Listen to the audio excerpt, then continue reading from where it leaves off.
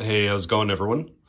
I wanted to give everybody an introduction to what I do when I start to feel pain from playing guitar. Pain is something that can be divided into two different categories, good and bad.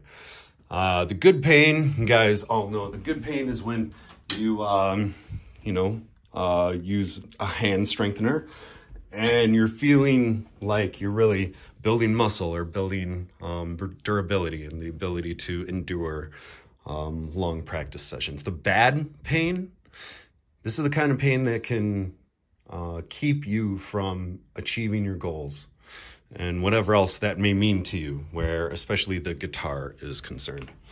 The guitar is, just a quick note about the guitar, when compared to the piano, there are a lot of chords and different like riffs and things like that that a piano player can play that a guitarist simply can't because of the general layout of the instrument.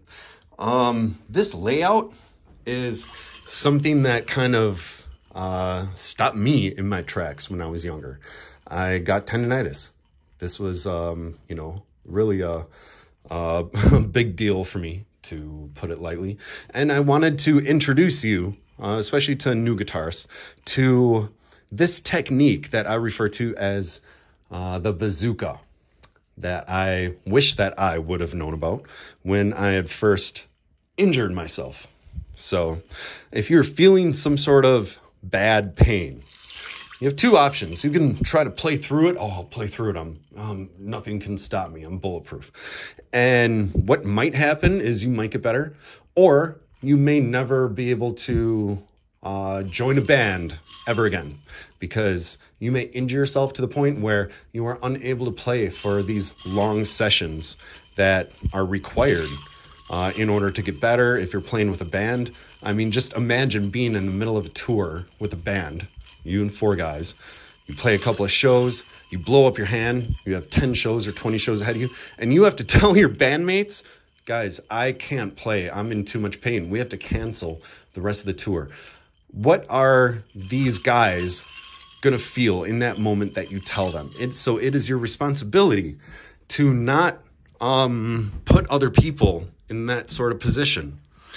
And the best way to go about this when you feel any sort of bad pain is to do everything you can the first time it happens to take the inflammation down, to look around your kitchen and see. You would be really surprised as to what kind of therapy you can put together yourself in a case like that. I have a pitcher here and fill it with water, and I went down to a gas station just now and I bought some ice. How much easier can this be? And I wish that this wouldn't have occurred to me back when I originally injured my hand in a year. I don't even want to say what year because it's such a long time ago. Anyways, so you feel a little bit of bad pain. Like, okay, I'll fill a pitcher with water, put some ice in it. When you first submerge your hand in this ice water, you will not be able to take it for more than 5 or 10 seconds. This is cold, and that's the way it should be. Your skin is going to turn kind of reddish, and just expect that to be, part of this process.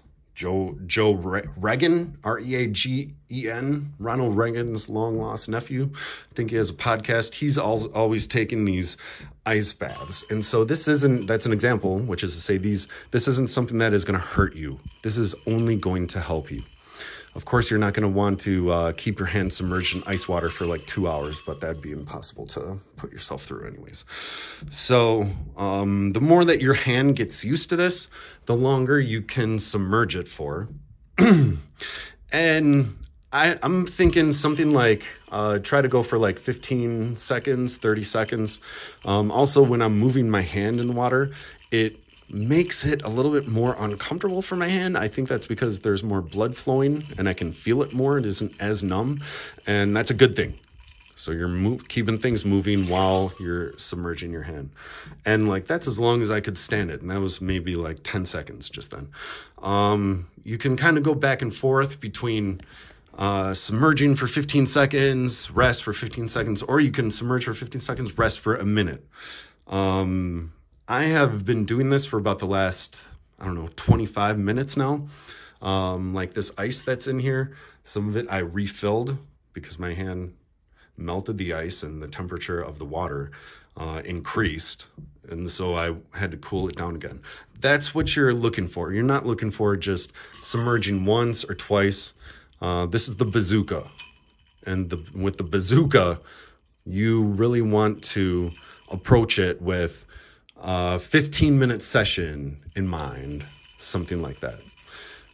It also shouldn't be something that is like something that you approach that's too brutal. This isn't brutal. It isn't not brutal either. It's somewhere in between. And so it's important that you make this as comfortable for yourself as you can. As a side note, I'm also really happy that like this is one of the things that got me out of my original funk years ago in the first place was methyl sulfonyl powder. I just took a bunch of this stuff. I always have it on hand just for cases like this where I blow up my hand. That's what I call it, blow up my hand. I also really recommend this product. It's called Flex. I don't like to have the name of the company on the thing, so I'm blocking it out, but it's pretty easy to find. This includes a couple of things. It includes chondroitin, glucosamine, methyl sulfonyl. It also includes bromelain and quercetin. Bromelain is especially important for its anti-inflammatory properties. So just before I go, how did I blow up my hand just now? So originally I had to switch from electric guitar to acoustic guitar because of my injury. But I realized that I was more interested in acoustic guitar anyways, acoustic fingerstyle. And so last night I'm playing the song that had a note on the 4th fret while I had a C chord on with my first finger anchored on the 1st fret. And that 1st fret to 4th fret stretch, that does it for me. This kind of playing that's in Jimi Hendrix's Little Wing, where you have your fingers on like the 5th fret, 7th fret, and you have to make a stretch to the 9th fret. That's the kind of stretch that like can mess me up. I hope it isn't the same for you guys. And anyways, I'm hoping that you guys got a little bit of something out of this video. Let me know if this is something that you think might help you out, or if it's something just that never occurred to you, or if you have any other thoughts, feel free to let me know. Thanks a lot, guys.